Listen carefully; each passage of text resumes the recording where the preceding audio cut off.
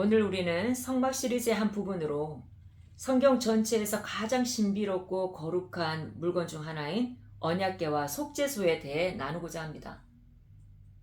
언약궤는 황금으로 빛나는 하나님의 거룩함을 상징하는 상자입니다. 그러나 그것을 열어보면 이스라엘의 죄와 불순종을 떠올리게 하는 세 가지 물건이 들어있습니다. 출애굽기와 민수기에서 하나님은 이 세 가지 물건을 언약궤에 넣으라고 명령하셨습니다. 그리고 히브리서 9장 4절에서도 분명히 이렇게 언급합니다. 사면을 금으로 싼 언약궤가 있고 그 안에 만나를 담은 금항아리와 아론의 쌍난 지팡이와 언약의 비석들이 있고. 그런데 여기서 의아한 것이 있습니다. 언약궤는 하나님의 임재가 머무는 가장 거룩한 장소입니다. 그런데 그 안에는 은혜의 표시가 아니라 불순종과 불신앙, 반역의 흔적이 들어 있습니다.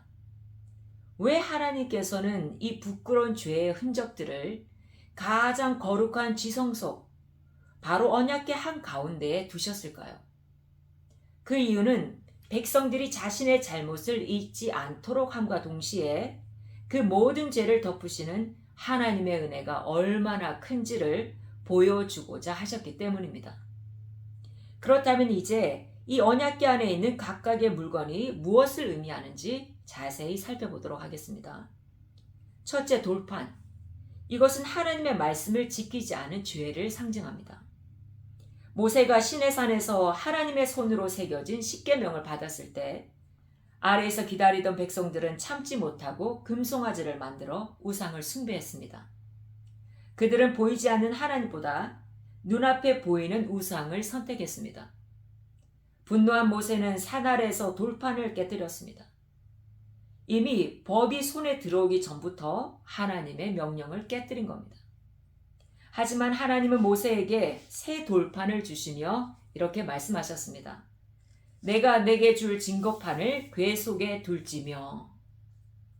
그래서 하나님의 약속이 깨진 증거인 이 돌판이 언약궤 안에 보관되게 된 겁니다. 둘째로 만나. 이것은 하나님의 공급하심을 의심한 죄를 보여줍니다. 이스라엘 백성이 광야에서 먹을 것이 없을 때 그들은 하나님께 원망과 불평을 쏟아냅니다. 하나님은 하늘에서 만나를 보내시며 매일 필요한 만큼만 거두라고 말씀하셨죠. 그러나 그들은 하나님의 말씀을 믿지 못했습니다. 내일 만나가 오지 않을까, 내리지 않으면 어떻게 할까 걱정하며 정해진 양보다 더 많이 거둬들였습니다. 그 결과 남은 만나에는 벌레가 생기고 썩게 되었습니다. 하나님은 만나를 통해 날마다 자신을 신뢰하도록 가르치고자 하셨지만 그들은 하나님의 공급하심을 믿지 않았습니다. 후에 하나님은 모세에게 이렇게 말씀합니다. 이것을 오멜에 채워서 너희 대대 후손을 위하여 간수하라. 이 믿음 부족과 탐욕, 그리고 하나님의 은혜를 신뢰하지 못한 죄의 증거가 언약궤 안에 보관되어 있습니다.